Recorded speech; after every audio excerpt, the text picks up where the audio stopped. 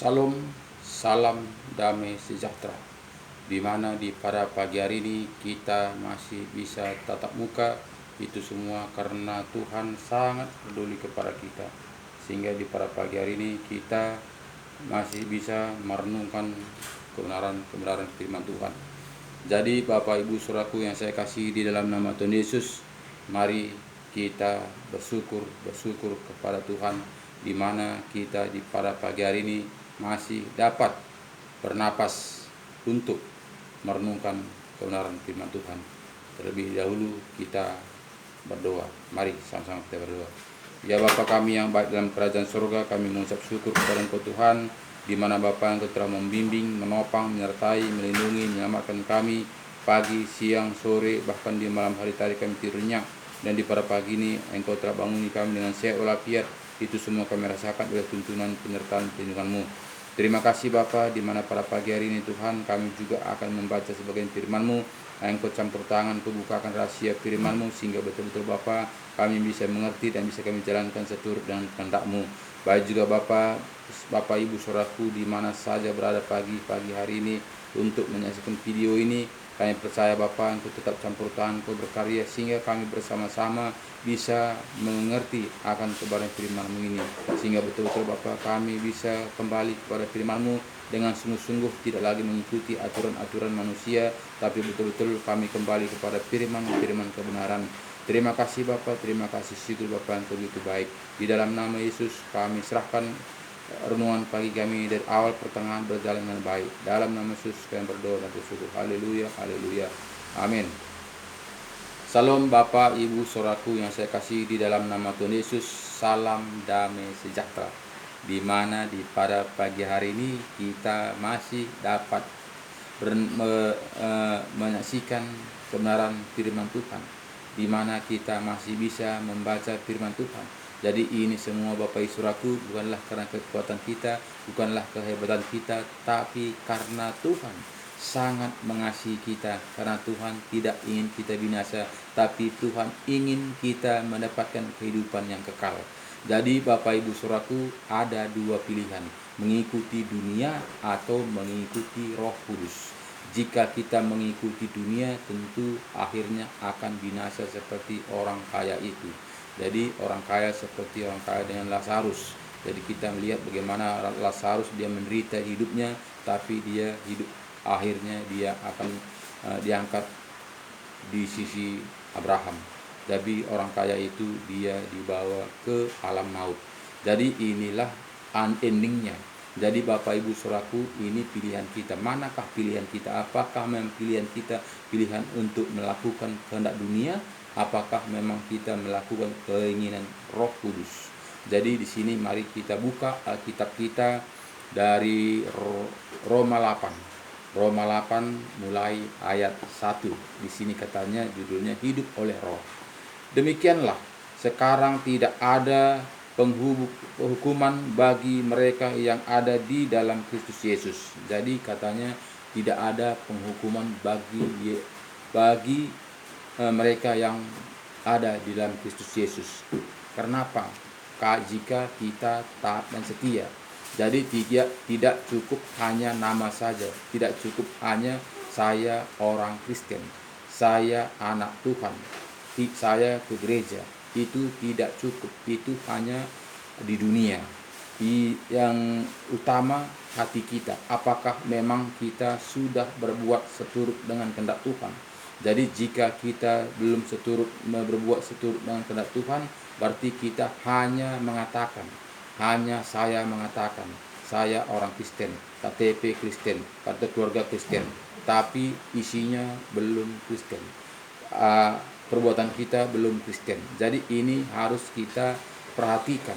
Jangan hanya KTP saja, jangan hanya kartu keluarga saja, tapi betul-betul kita menjadi Kristen, pengikut Kristus. Jadi di sini harus kita menanggalkan kedagingan kita. Dan di sini katanya ayat 2, Roh yang memberi hidup telah memerdekakan kamu dalam Kristus dari hukum dosa dan hukum maut. Jadi di sini roh yang membebaskan kita. Jadi jika kita tidak penuh Roh Kudus, tentu kita tidak tahu manakah itu benar, manakah itu tidak. Jadi kalau jika kita berjalan seturut dengan manusia, benar itu belum tentu baik bagi Tuhan. Nah, jadi ini harus kita mengerti, benar menurut Tuhan belum tentu benar menurut manusia. Benar menurut manusia belum tentu benar menurut Tuhan. Nah, jadi ini ada tolak belakang, hitam putih. Jadi kita ini yang memastikan kemana tujuan kita. Jangan hanya benar saja. Kalau benar saja semuanya benar. Nggak ada manusia tidak benar. Buktinya kita lihat. Makanya dia hidup pasti benar. Makanya gereja hidup karena benar. Nah, tapi belum tentu benar menurut Tuhan. Belum tentu benar menurut manusia. Nah, jadi ini Bapak Ibu Saudaraku, ayat 3 mengatakan sebab apa yang tidak mungkin dilakukan hukum Taurat karena tak berdaya oleh daging telah dilakukan oleh Allah dengan jalan mengutus anaknya sendiri dalam daging yang serupa dengan daging yang dikuasai dosa. Karena dosa ia telah menjatuhkan hukum atas dosa di dalam daging, supaya tuntutan hukum Taurat digenapi di dalam kita yang tidak hidup menurut daging tetapi menurut roh. Jadi di sini kita melihat Yesus sudah membenahi dari hukum Taurat. Bagaimana dulu di hukum Taurat, jika kita berbuat dosa kita harus menyembelih lembu atau domba. Jadi sekarang Tuhan Yesus itu tidak seperti itu lagi. Tuhan Yesus sudah menyelesaikannya. Dia sudah berkorban untuk menebus semua dosa-dosa kita. Jadi sekarang ini tinggal iman kita. Roh kita ini apakah kita mengikuti roh, apakah kita mengikuti dunia. Nah, jadi tinggal tindakan karena kita sudah dibebaskan dari dosa-dosa nenek moyang kita, Adam dan Hawa, sampai nenek moyang kita. Jadi kita sudah dibebaskan. Jadi tinggal kita, apakah kita mengikuti dunia, apakah kita mengikuti Roh Kudus. Jadi jika kita mengikuti tuntunan Roh Kudus, tentu kita seturut dengan Allah.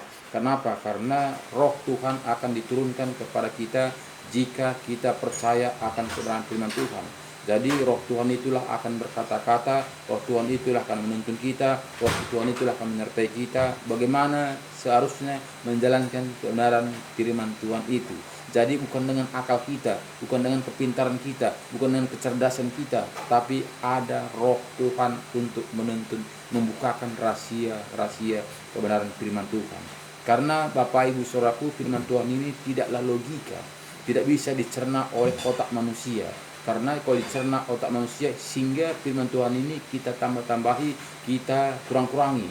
Karena dunia mengatakan jika firman Tuhan ini tidak sempurna karena tidak cukup katanya daun-daun untuk buku, tinta laut gak cukup untuk menulis firman Tuhan.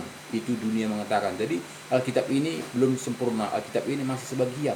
Itu kalau dunia mengatakan. Karena apa? Karena yang dipikirkannya alasan, yang dipikirkannya apa yang saya buat alasan. Jadi sebetulnya Bapak Ibu Saudaraku, dalam Tuhan itu bukanlah alasan. Tuhan yang dibutuhkan Tuhan itu adalah taat dan setia, bukan alasan. Kalau alasan jawaban sih banyak, apa saja bisa kita buat alasan. Tapi jika kita melakukan firman Tuhan ini taat dan setia, sehingga Tuhan akan menaruh Roh Tuhan bekerja di roh kita, akan dimateraikan dengan roh kita ini, sehingga kita akan mengerti jalan-jalannya Tuhan.